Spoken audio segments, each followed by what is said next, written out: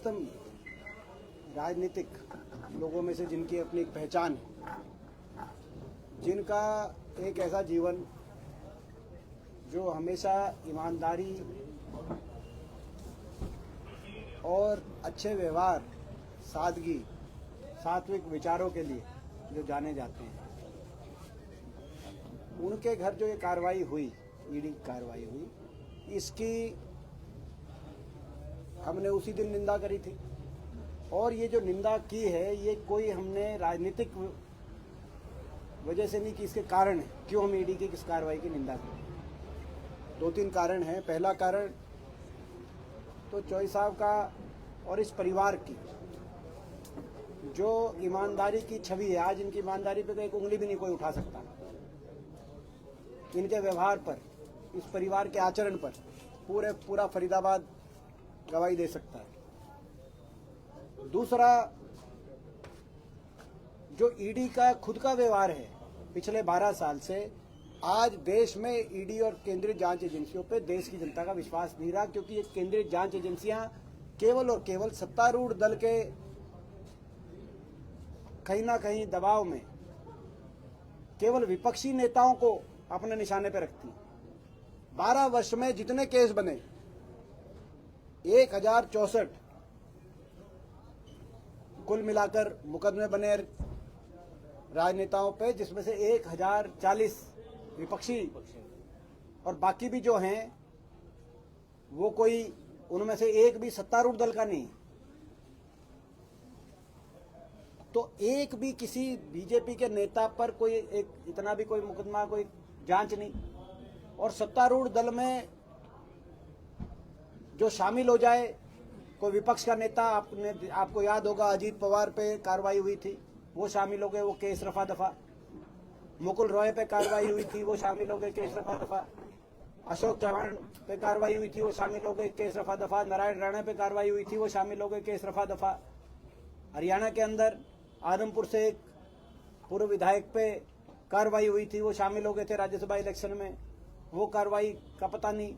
एक हरियाणा के इनेलो के जो नेता है, उनपे आय से अधिक संपत्ति का केस चल रहा था, वो पर्दे के पीछे हाथ मिला के वो केस का कुछ पता नहीं चल रहा। और दूसरी ओर विपक्ष में कोई ऐसा नेता नहीं बचा देश में, सोनिया गांधी, मल्लिकार्जुन खड़गे से लेकर तमाम जितने मुख्यमंत्री, और यहां तक कि सिटिंग मुख्यमंत्री अरविंद केजरीवाल और झारखंड के मुख्यमंत्री जो हेमंत सोरेन है, उनको तो सिटिंग मुख्यमंत्रियों का अरेस्ट कर लिया था। तो ये इस केंद्रीय जांच एजेंसियों की ये क्रेडिबिलिटी है कि केवल विपक्ष पे ये इस तरह कार्रवाई बिठाते हैं, आप देख रहे हैं। तो ये जो इसीलिए जो ये यहाँ पे कार्रवाई हुई, उसको किसी ने अच्छा नहीं माना, बड़ी दुर्भाग्यपूर्ण कार्रवाई है। और फरीदाबाद की जहां तक बात करें, फरीदाबाद सब जानते हैं कि सत्तारूढ़ दल में बैठे हुए लोग किस तरीके से फरीदाबाद में भ्रष्टाचार में स्वयं लिप्त हैं, किस तरीके से एक के बाद एक घोटालों को अंजाम देने का कार्य कर रहे हैं। और कार्रवाई हो रही है विपक्ष पे। ये मैं समझता हूँ कि इसको इसीलिए लोगों ने इस बात को गलत माना। महेंद्र जी, क्या छवि को खराब करने की कोशिश की जा रही है महेंद्र प्रताप जी के परिवार की, क्योंकि पहले कद्दावर नेता रहे हैं, इमेज भी अच्छी है शहर में? निसंदेह इस तरह के प्रयास, और लोग इस तरह के कार्रवाई को उचित नहीं मानेंगे, इस कार्रवाई को अच्छा नहीं मानेंगे। बीजेपी एक गंगा है, इसमें जो चला गया वो स्नान कर लिया। वो देखिए, तो आप देख ही रहे हो आज क्या हो रहा है, हरियाणा में भी क्या हो रहा है। हरियाणा में जनता तो कष्ट का जीवन काट रही है, और बीजेपी के सत्तारूढ़ दल के नेता कहीं कॉलोनियां काट रहे हैं, कहीं अरावली काट रहे हैं, कहीं भ्रष्टाचार के केक काट रहे हैं, कहीं 2 घंटे के बाद आके अपने रिबन काट रहे हैं। देख रहे हैं पलवल में कृष्णपाल गुर्जर जी ने एक रैली की ना, आपकी ईवीएम में खराबी नहीं होती है, आपका चुनाव आयोग सही होता है, विपक्ष के दिमाग में खराबी है। देखिए, वो पहले ये बताएं कि वहां के स्थानीय विधायक में क्या खराबी है, पहले बताएं, वो क्यों नहीं थे स्टेज पे। तो ये जो भाजपा जो है, और ये जो भाजपा की गुटबाजी है, ये गुटबाजी है। क्यों गुटबाजी है? लूटबाजी की।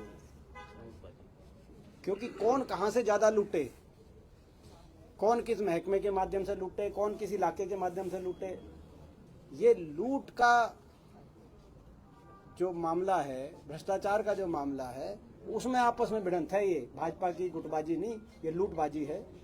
और आज इनका चेहरा जनता के सामने आ रहा है और इस तरह की जो कार्रवाई है इसको जनता ठीक नहीं मान रही, उचित नहीं मान रही और जनता सब देख रही है। ईडी की कार्रवाई 12% में से 12 विपक्ष पर हुई है।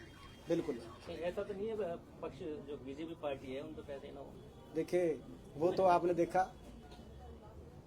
देखा, कांग्रेस के खाते में 2024 में डिक्लेयर्ड जो खाते होते हैं, यानी कि आप समझ सकते हैं आज इनके पास सब कुछ है तो डिक्लेयर्ड इन्होंने सारा 133 करोड़, और भारतीय जनता पार्टी के खाते में थे 10,500 करोड़।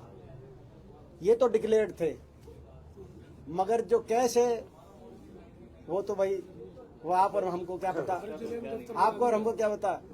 देश में कौन सा जिला नहीं है जहाँ 5 स्टार होटल जैसा आलिशाना दफ्तर ना बना हो, और उसके बावजूद खाते कांग्रेस के सील हो गए थे इनकम टैक्स की। आपको पता है चुनाव में रेड पड़ गई थी कि 133 करोड़ कैसे, भाई जब हमारे पास 10,500 करोड़ है, लेकिन ये 133 करोड़ वाला कौन था। ये भी शिफ्ट होने चाहिए। बीजेपी के लोग कहते हैं कि हम ईमानदार हैं, गरीबों की सरकार हम चलाते ये हैं, गरीबों की पार्टी है, इसलिए ईडी और सीबीआई के छापे या वो हमारे पर नहीं देखते कि हम ईमानदार हैं। तो ठीक बात है, लेकिन मैंने आपको जैसे बताया विजय भाई, पूरा हरियाणा, पूरी कांग्रेस आपके साथ दिख रही है। उस दिन रात 11-12 बजे तक भी फरीदाबाद के कांग्रेस में क्या कहेंगे आज दीपेंद्र भाई? नहीं, मैं दिल से आभार करता हूँ पूरी पार्टी, न केवल जिला लेवल पे, स्टेट लेवल पे और राष्ट्रीय स्तर पर भी सारी पार्टी एक साथ खड़ी रही, क्योंकि सबको लगा कि ये अनैतिक कार्रवाई ईडी द्वारा हो रही है। और आज इसी कड़ी में हम सबके नेता हैं और सारे हरियाणा में सबसे ज्यादा लोग इन्हीं को चाहते हैं। पार्टी लाइन से अलग हटके भी अगर आप पक्ष विपक्ष सब में सबसे पॉपुलर आदमी अगर लेंगे तो मैं समझता हूँ दीपेंद्र जी, बिल्कुल इसमें कोई अतिशयोक्ति नहीं है। इसीलिए ये आए क्योंकि इनको लगा कि यार ये इस परिवार के साथ नहीं होना चाहिए। मैंने पहले भी कहा कि भाई जो आदमी 5 बार मिनिस्टर, सीएलपी लीडर रहा हो, एमएलए रहा हो, और मेरे दादाजी चौधरी नेतराम वो 60s में चेयरमैन थे गुड़गांव के जब पंजाब हुआ करता था, तो हम शहर के बसाने वाले परिवार हैं। हम शहर छोड़ के भाग जाएंगे क्या?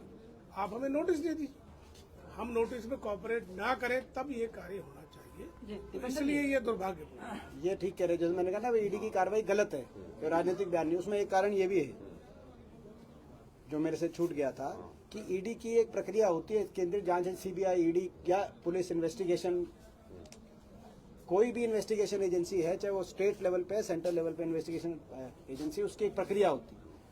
और उस प्रक्रिया में होता है कि पहले अगर किसी का कोई किसी से पूछना है या किसी तो बुलाया जाता है नोटिस देके, प्रश्न जब क्वेश्चनिंग होती है, क्वेश्चनिंग के बाद अगर अनसेटिस्फैक्ट्री आंसर मिलते हैं या इनकम्प्लीट आंसर मिलते हैं तो एजेंसी को पूरा अधिकार है कि उसके बाद वो स्वतंत्रता से किसी टाइम भी रेड भी मार सकती है, जांच भी कर सकती है, सर्च भी कर सकती है। लेकिन बिना बुलाए, बिना नोटिस देके, बिना बुलाए, बिना प्रश्न कोई सवाल पूछे, क्योंकि पहले पूछे कि भाई आपका नाम इसमें है और इसमें ये आपके प्रश्न है, आप इसको क्लियर करो, मगर वो सीधा ही ये भी मैं शायद पहली बार ही होगा ऐसा जैसे कार्रवाई यहाँ पे हुई है कि बिना बुलाए सीधा ही रेड। कहीं बीजेपी में ले जाने का दबाव तो नहीं बना रहे? वो इतने कमजोर नहीं है। कहीं ऐसा तो